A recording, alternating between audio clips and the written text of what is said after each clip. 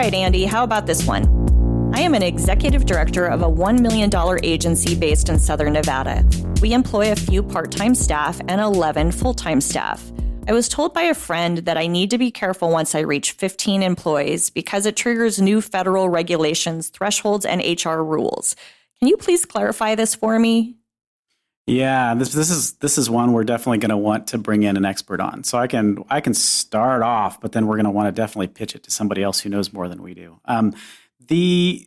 The 15 employee threshold, there's a 15 employee threshold, there's a 50 employee threshold. And what happens at each one of these is new federal laws start to apply to your nonprofit. The one at 15, I believe, is the Civil Rights Act. It says you can't discriminate someone on the basis of race and all the other things that go along with that. You've got ADA rules, which is the Americans with Disabilities Act. There's all of these different acts that sort of start to become important for you to make sure that you're complying with at a certain number of employees. The good thing as a nonprofit, and is probably a really good nonprofit, is that you're thinking about those things ahead of time. And I'm going to guess that if you're receiving any state money, any city money, any money from anywhere, that you're probably complying with a lot of these things already.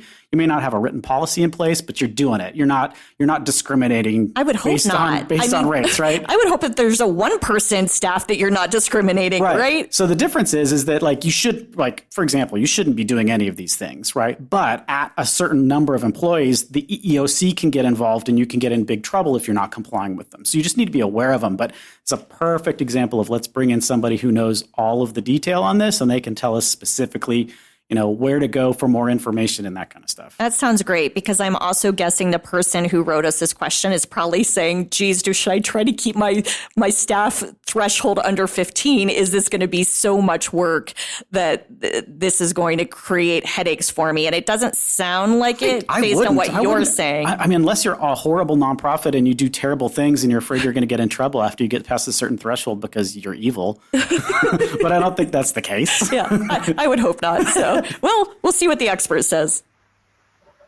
Hey, everybody, it's Stacey Wedding here, and I am joined today by the fabulous Amy Hunter.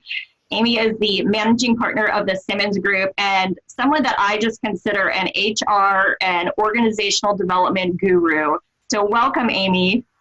Oh, thank you for having me. Thanks for being here. Can you just kick us off and give our listeners a little bit of background on yourself and how you got kind of into this world? Yeah, absolutely. As you know me well, I usually start with a silly joke. So I like long walks on the beach and vacations in the sunset. But so a little bit about myself. I've been in the HR realm, if you will, for a decade and a half professionally, but really it's been my passion for a very long time. And I, although not born and bred here in Nevada, consider Nevada and Las Vegas specifically my home. So my husband and I have been here nearly 13 years. And really well connected in the community. I just love giving back and being part of our community. It's got great passion and excitement going on right now. My areas of expertise are really around HR and training. I love to help and guide people. So anything related to that, I likely can help brainstorm and come up with solutions to solving problems. Well, I know that for a fact. I've experienced it firsthand, and I'll tell you, all of us can use guidance. So we're lucky that we have you in our community. All right, so getting started, we have a question that really, candidly stumped Andy and I. We certainly aren't HR gurus, and we like to bring in the experts from time to time. So here's the question. I am an executive director of a $1 million agency based in Southern Nevada. We employ a few part-time staff and 11 full-time staff. I was told by a friend that I need to be careful once I reach 15 employees because it triggers new federal regulations, thresholds, and HR rules. Can you please clarify this for me? Ooh, what a loaded, fun one. I love when I get questions like this because as, small organizations, we're oftentimes wearing so many hats on the day-to-day that it's hard to know, what do I do with my board? What do I do with my people? What do I do with my finances? And so I think what you and Andy are doing is really great. And I think that the people part of it is oftentimes very scary for people. And so the question is awesome. So there's a little bit of a nuance to what the definition of full-time means and where regulations fall into place depending on how many employees, I'm air quoting, right, that you have. So there's this, I use a little silly analogy about how many FTEs, full-time equivalent, which is FTE, full-time equivalent, do you have versus the number of actual belly buttons that you employ, right? There's that nuance of that part-time that the individual put in that question for you. So the general 50,000 foot view or answer to her question more so is yes.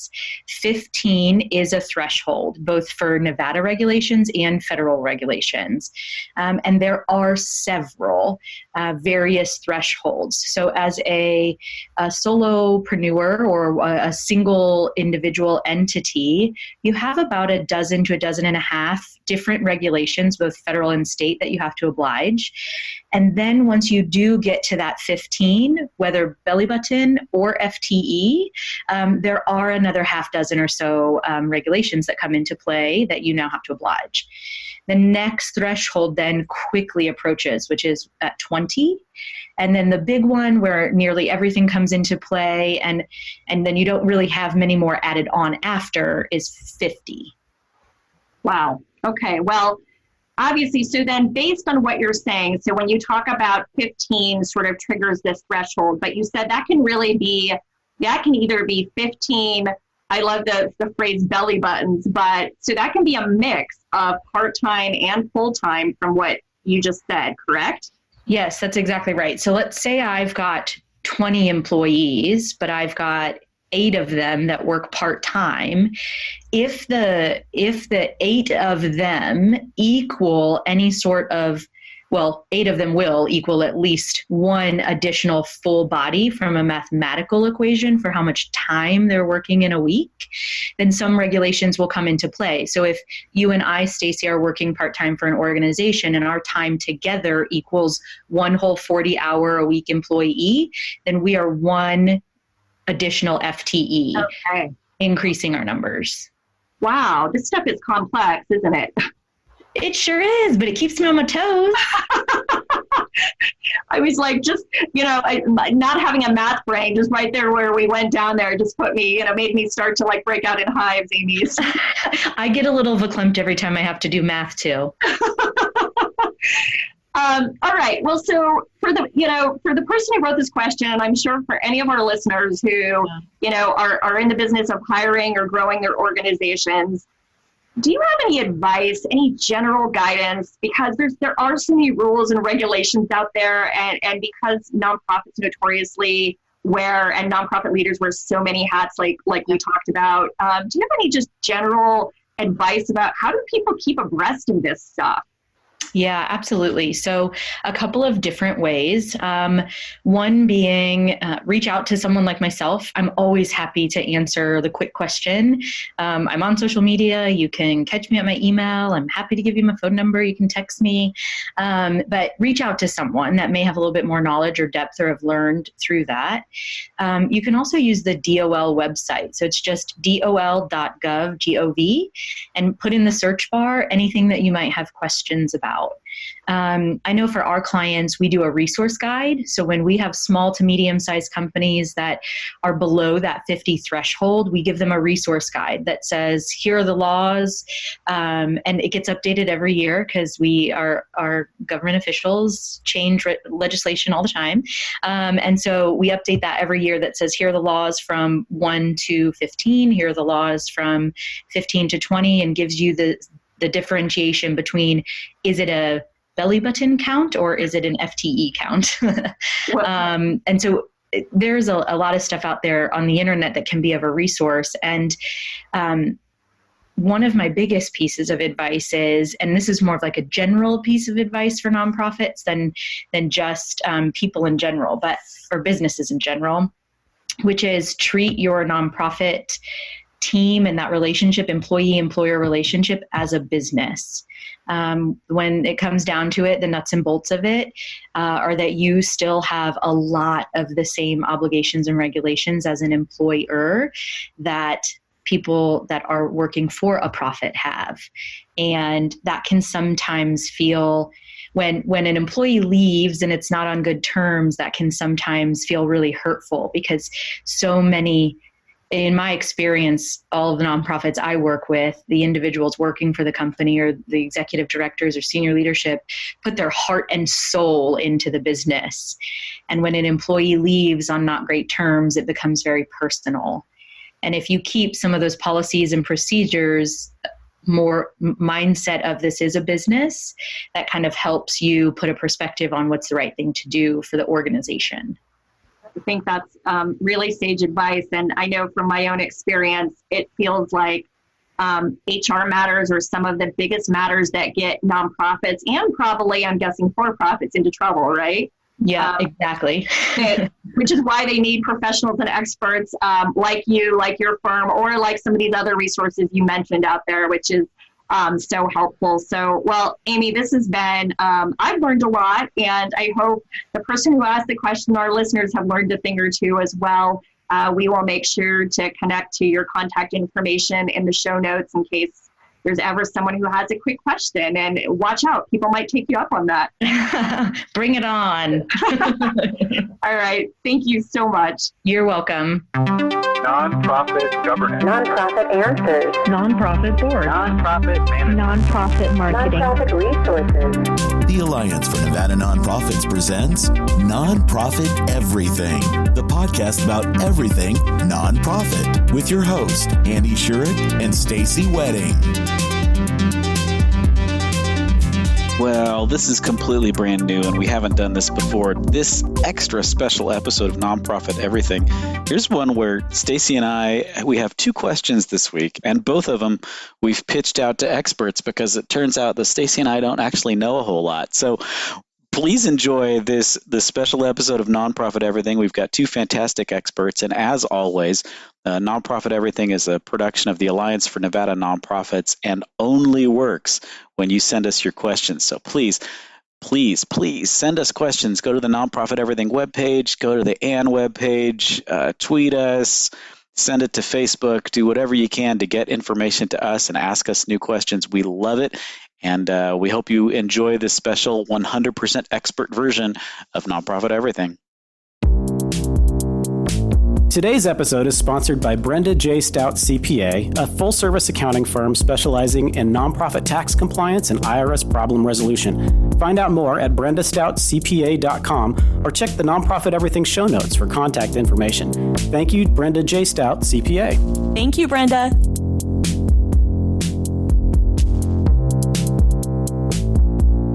There is a local foundation that does work in the space that we're working in, but we're having difficult time getting past their gatekeeper. Do you have any ideas on how we can engage the gatekeeper so we can ultimately get to the donor? Wow, that's a good question. And that comes up a lot because there are foundations that have, like, because the internet, right? Everybody has their stuff online, and so that opens it up to infinity people like asking for things. And so there needs to be some way for the organization to sort of filter out who's legitimate to give money to, who's not legitimate, who's really doing good work in the community. And so there is a lot of times yes, it could be intermediary. A single person, a gatekeeper, somebody who you need to convince that this is important enough to pass beyond them to get to the people that are actually giving the money away. That is a fantastic question. It is. I think we see it a lot, and we're probably going to see more of it as you look at sort of trends in the nonprofit sector.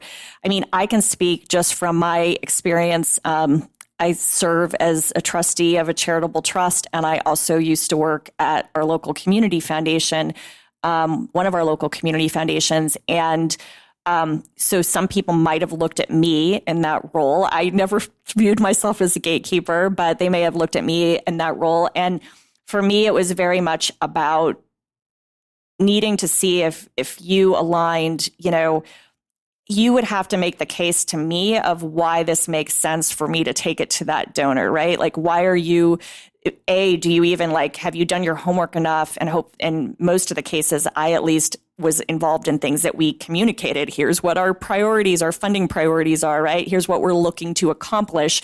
So if someone didn't do their homework with that, I didn't feel comfortable at all about even moving them past that, because I thought they didn't take the time to figure that out to even talk to me. I'm not going to risk putting them in front of that donor, right? So it was also about, and how do they communicate to me what they do in a way that is easy for me to then share that message with the actual donor or philanthropist, right? Like, because if they get too much into the weeds about what they're doing or get too detailed, it's very easy to then lose sight of the passion behind why this makes sense. So for me, it would oftentimes be help me communicate on your behalf, right? So help make my job a little easier so I can sit there and say, yeah, I'm willing to take this to the donor and we may get you connected, or I may still be the intermediary, but I'm going to help get you some money from the donor. So for me, it was a little bit about that homework piece and making my life and job easier, because you can imagine gatekeepers and people in that role, the intermediaries, they are hit up all the time, right? Everyone is trying to get them on their side to ultimately get to the donors. So how do you make their life a little easier? Yeah. So when you're looking at requests, or people are bringing requests to you, how much of it do you feel like your sort of personal opinion about whether or not the organization's a good organization? Because if you're, it's a small town, it's always a small town, right? And you know these people, and if you've heard of them, then maybe you've got a better chance of passing it through, because this is, oh yeah, I know this organization, they work with XYZ, or how much of that was part of it? Because you're once you pass it on as the gatekeeper, you're almost giving it a stamp of approval, like this is legitimate enough for me to hand it to you. Yes, which is scary, right? Because you don't want to, your job's on the line if you don't give a good recommendation. So it played a big role for me. It was, but I had to make sure that wasn't just, I think you have to hope, you got to kind of know the gatekeeper really well. That's, the person you're working with to get to the donor, because some people are going to be much more, what is their style? Are they going to resonate more with a lot of facts and outcomes, or are they going to resonate more with stories? And so I think some of it is that piece, and also just kind of showing me you have a proven track record, right? Here's our track record.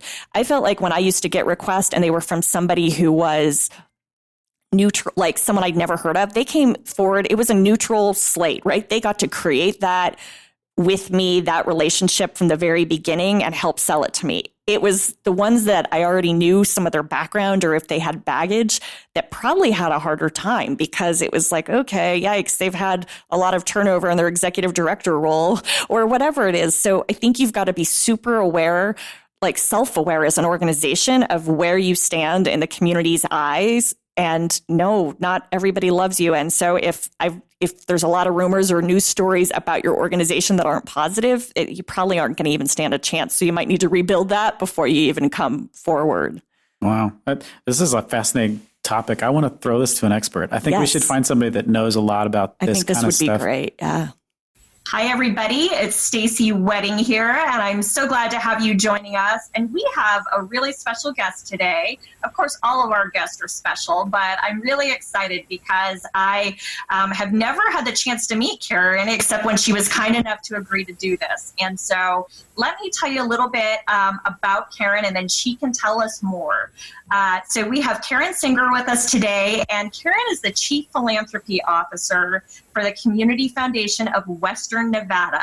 And let me tell you, I have seen that community foundation grow. Over the years, it is just exploding with growth and doing so many good things for the Northern Nevada region and our entire state and beyond. So, Karen, welcome. Thank you. I'm really happy to be with you. This is exciting. So thank you for having me. Good. We're excited to have you. And I know that you have, from when I was reading your bio, I was really impressed, right? 25 years as a fundraising and marketing practitioner. Can you give our listeners some highlights about your background? Sure. Yes, 25 years. I've been mainly working in the nonprofit sector. I've done a lot of work with food banks.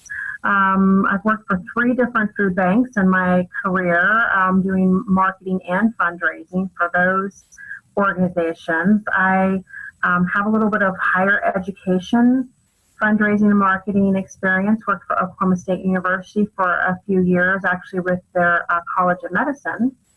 So that was really exciting, great experience for me. I did one for-profit stint with IGT, International Game Technology, which manufactures slot machines. So that was a completely different experience for me, but one that was very worthwhile and very interesting to learn about the casino industry, especially being here in Nevada. Very important. And so I started out really in marketing when I went into the nonprofit sector, and then I gradually moved into fundraising, which is kind of true for a lot of people. I don't know that we all kind of come out of college or all of a sudden go, oh, I want to go into fundraising. We sort of migrate into it from other things, and so that's sort of the situation for me. So, but I've worn all the different hats that you wear in nonprofit work, from volunteer management to special events, PR, fundraising, major gifts, office management. You've done it all, and I think many of our listeners can probably relate to that a bit, right? I think, and it's sort of the nature of being in a nonprofit, especially if it's a smaller to mid-sized nonprofit and not a really large one. Wearing multiple hats, it's some days I think you wonder what hat you're wearing on what day. You got to remind yourself. Right, exactly. Yeah. So I do. Yeah, I know where a lot of your listeners are coming from, whether working for those smaller nonprofits, even mid-sized nonprofits. I mean, we do tend to wear a lot of hats in the work that we do. Absolutely. Well, I think your perspective is going to come in really handy, especially for the question we got. So I'm going to dive right in. And the question was from a listener that basically wants to know about gatekeepers. And they said, there is a local foundation that does work in the space that we're working in, but we're having a difficult time getting past their gatekeeper. Do you have any ideas on how we can engage the gatekeeper so we can ultimately get to the donor?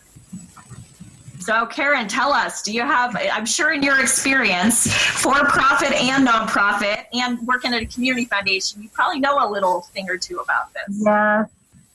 So I have encountered those gatekeepers, yes. It is a real thing. And, if you put yourself into the funder's shoes for just a moment, you can understand why they have those gatekeepers, because there's hundreds and hundreds of us, nonprofits that are all looking for funding, and so they get a lot of requests, they get a lot of people coming their way, and so they're kind of trying to figure out how they can kind of filter that and manage that, so you can at least understand why. That doesn't necessarily make it easier when you're dealing with trying to get to the gatekeeper or get through the gatekeeper. I mean, I've had that experience. Sometimes it's persistent, so it might be just continuing to try to follow up with that person. Because a lot of times it's just even getting that person to return your phone call. You've got the number for that foundation or that funder, you give them a call, you get a voice message, you leave a message. Hi, I'm so-and-so calling from ABC nonprofit, and I know you fund nonprofits in our area, and I'd love to talk to you about that, and then you don't get a call back. Or you send an email and no response. So sometimes it's persistence because these people are busy. So that's one tip, is just continuing, without, maybe wait a week or two, try it again, you spread it out. Obviously, after you've tried maybe 3 times, you go, okay, that's not working. Do you think, Karen, let me ask you, do you think that sometimes it's worth trying different types of communication vehicles? So if you, for example, if you leave a voicemail and you don't hear back, do Do you think it's worth trying a different vehicle? I think so. And I think sometimes, I know a lot of us, we'll make that call. You get the voice, the greeting, the voice, and you leave that voice message, and you leave this really detailed message. And sometimes less is better when you just say, "Hi, I'm so-and-so, and I'm calling to talk to you. Could you give me a call back? Here's my number." That way you haven't necessarily given away why you're calling. That gatekeeper might be like, okay, I'm not sure why they're calling, so I guess I will call them back. If you kind of give them all the details, oh yeah, I'm calling because I want funding, then they're going to go, okay, here's somebody else that's calling about funding. But yeah, and then I think trying different modes of communication. So if a phone message didn't work, maybe send an email, or if email didn't work, try calling. And it can be difficult. It can be frustrating. If none of that's working, if you're not even getting through to them, you're not getting a response, I think figuring out then, so what I always like to do is, I'll have my list of, few foundations that I've been trying to pursue, and I've been, having trouble getting through to the gatekeeper, getting through to the person I need to talk to. And so I will share that list with my board or development committee, people that obviously may have a connection with a trustee at that foundation, and try to go in that way, because that can make all the difference in the world. And there's been times when I have tried myself to get through to that funder, no avail, and then I find a board member or a committee member who has a connection with the trustee, and they just have to pick up the phone, call their person off, and they might have that person's cell phone, right, versus like the office number, and they can get through to that person, or that person will know them and they'll respond to them and they'll say, "Hey, I really think you should meet with ABC nonprofit organization. I think that you'd really be interested to hear about them." And bingo, you've got your foot in the door. So it is really, we hear this in fundraising all the time, right? That people give to people. It's all about the connections. It's all about the relationship. But it really is true. And oftentimes it's a peer-to-peer kind of relationship that's going to really open up the door versus a development director or even the executive director of a nonprofit organization. You think that people would take that person's call, if the nonprofit executive director is calling. But sometimes it's that peer-to-peer connection that really makes it happen. I love that's a really good reminder. And as much as that's hard for some of us who say, "Why don't you want to get back to me?" The reality is peer-to-peer is absolutely effective. I think the other thing you said that really resonated with me and to our listeners, so many times I think I'll hear organizations talk about going to their board and saying, "Who do you know? Who are your contacts, right? Who can we get in front of?" And that's really a hard thing. If you put yourself in the board member's shoes to try to assimilate who might be that right person, and to just off the top of your head think about who's a funder or contact for this organization. So when you actually can go to your board and say, "I've been trying to get in touch with so-and-so, right? I've been trying to get in touch with this organization." Mm-hmm. Now you've got something specific. And I don't know about you, Karen, but I found that works a lot better for just, boards and their mentality, coming to them with a list versus asking them for the list. Yeah, I absolutely agree, Stacey. I think it's so much easier if you have a specific list that you can circulate to your board members, to your committee members, and ask them, and keep that list manageable. So, putting a list of 100 in front of them can be even daunting. But if you say, "Here are 10, you might even just take it in batches. Maybe each board meeting you have a different group of funders, and maybe it's only 20 or 30. It's something that's easy for them to look through and see if they have any connections. And then the next meeting, you could throw another 10 or 20 or 30 in front of them and see if they know those people. But you have to help people unlock their connections. You have to help them think about who it is they know. And you could sit down with board members and committee members individually and kind of have that conversation. But even then, you have to sort of say, well, so who do you know, if they're working, so who in your work inner circle do you know that you think might be interested in the organization? And then you move on to who in your friends and family network. You almost have to kind of go in segments, and if you're going to take that route, and again, kind of helping them, sort of guiding them through that, because otherwise, if you just go, well, who do you know? They're like, well, I know a lot of people, but. Absolutely. Yeah, they just draw a blank. Yeah. Right. Yeah. I think the other thing about this question, so, you know, let's say, so you get to the gatekeeper, right? And then do you think there is a way to get past, I mean, there's a gatekeeper there for a reason, let's be honest, right? Right. I mean, and so I think this question sort of has this undertone of how do I get past, I want to get to the actual donor. I don't want to deal with the gatekeeper. Right. So do you think that is a smart strategy, or would you encourage against that? Because perhaps that's disrespecting the process. I don't know. What are your thoughts? Well, that's a great question, and it's kind of a hard one. And I've experienced that too, where, you know, you're trying to figure out, okay, the gatekeeper is, you know, an obstacle, and you're not having any luck there, so then you're trying to figure out how to go around that gatekeeper. And there are times when that is perfectly okay and it works.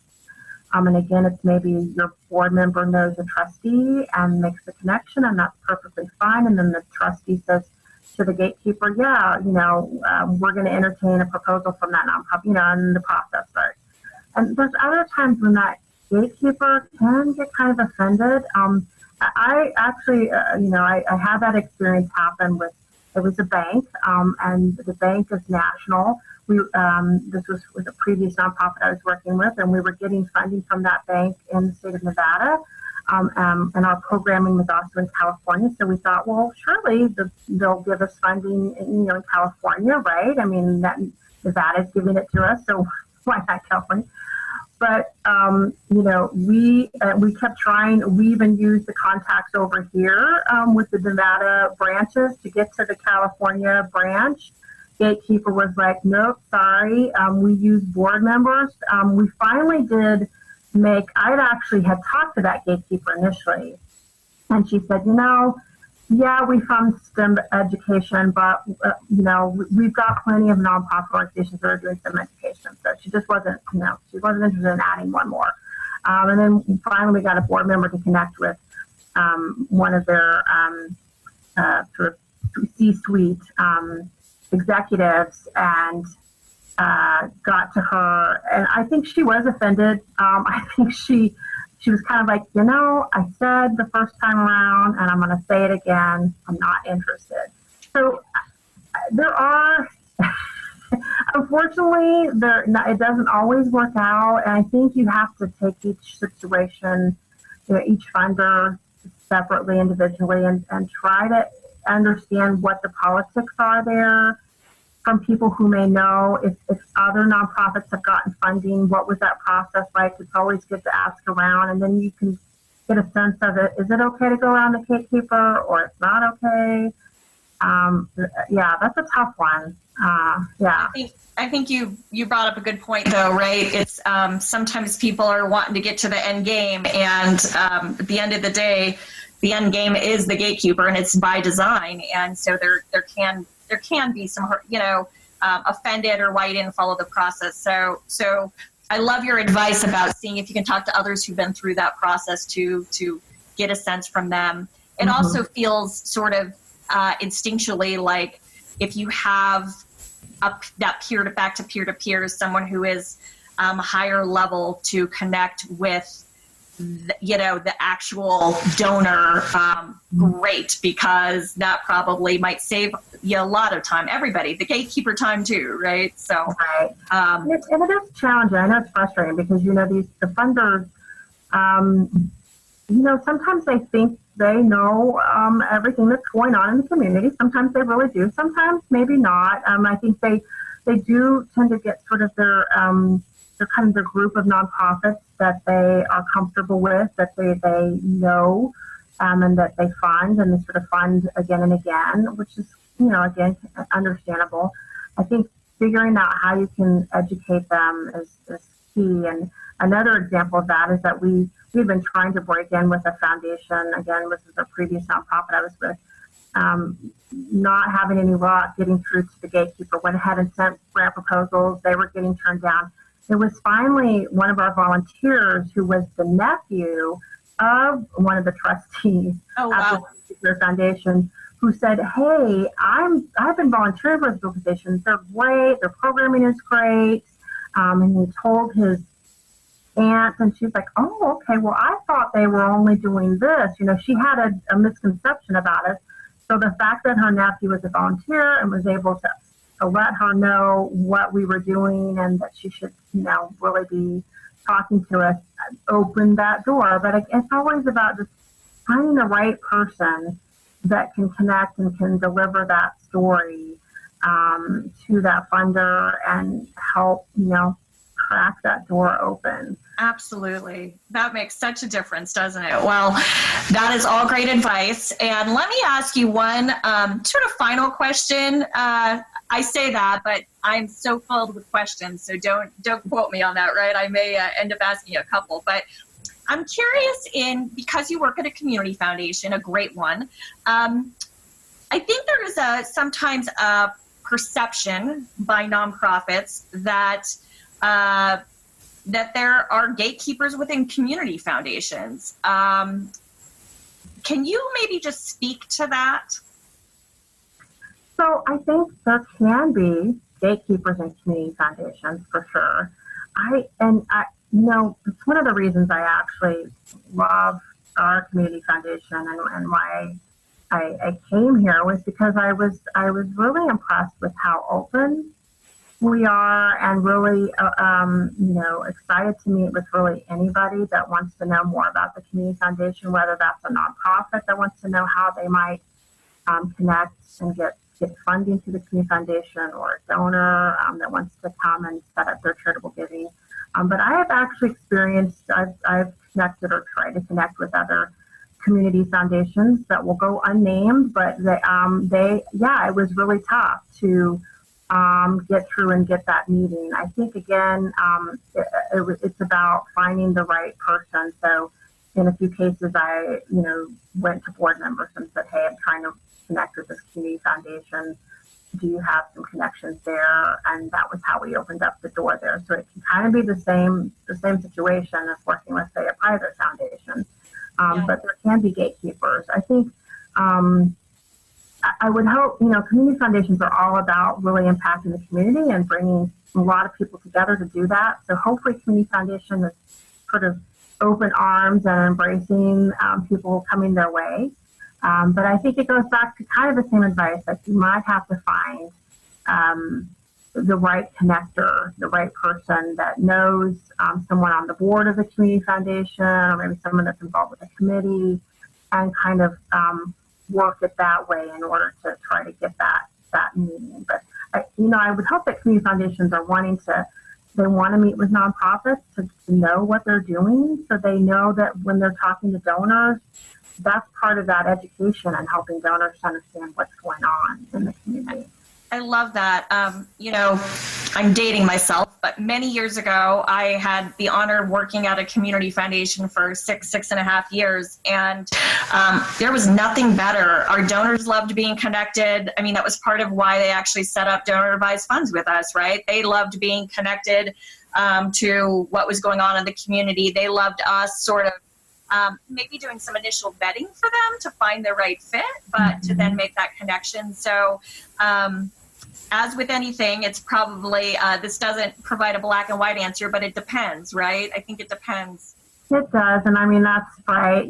You want that magic, that magic answer that will help unlock that opportunity, but it does depend. And I think one of the misconceptions too, I think maybe, and this might be why nonprofits, might get a little frustrated with community foundations, is that it's not as if all of a sudden there's going to be a direct connection with the donors that come to the community foundation. The reason donors come to a community foundation is often because they might want to be a little bit more private about their giving. That's a way for them to sort of use the resources and the research and the education at the Community Foundation to kind of figure out how they want to channel their philanthropic support. And so I think nonprofits maybe think that, the doors will just kind of be flung open and they can just kind of contact donors directly, or that we'll, call up donors and say, hey, I just met with XYZ nonprofit and I think you should give to them. It doesn't work that way, but it does, where it does work is that we want to know about those nonprofit organizations. We want to know what they're doing, the programs and projects, the campaigns they're working on.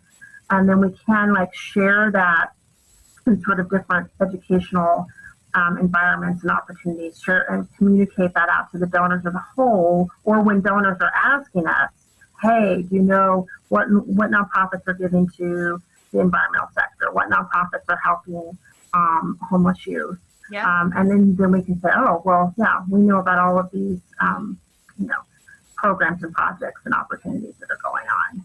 Absolutely. Well, I know it's a huge resource to donors, and at the end of the day, it is also a resource to nonprofits. You have an additional person that's sort of championing right at the Community Foundation that is hopefully championing your cause and the good work you're doing. So thank you for clarifying and helping with that. So I knew I would ask one more question. So what is the best way for our nonprofit listeners that are statewide, right? We've got people all over the state of Nevada listening. What is the best way for them to connect with the Community Foundation of Western Nevada? So I think the best way to connect with us is probably just, through our website, nevadafund.org. That's pretty easy to remember. And that way they can go on, they can kind of see what we're doing, see our community initiatives. And then all our contact information is on the website, phone number, address, and all that. And so I think that's a great way. And they can also connect with us individually. We have our staff and our board members listed. So nevadafund.org, I think is a great way to reach out to us. Well, we will put the website in our show notes so people can also refer to that. Karen, thank you for your time, sharing your expertise for what you're doing for our state and for our communities. Well, thank you. I really appreciate it. Thanks.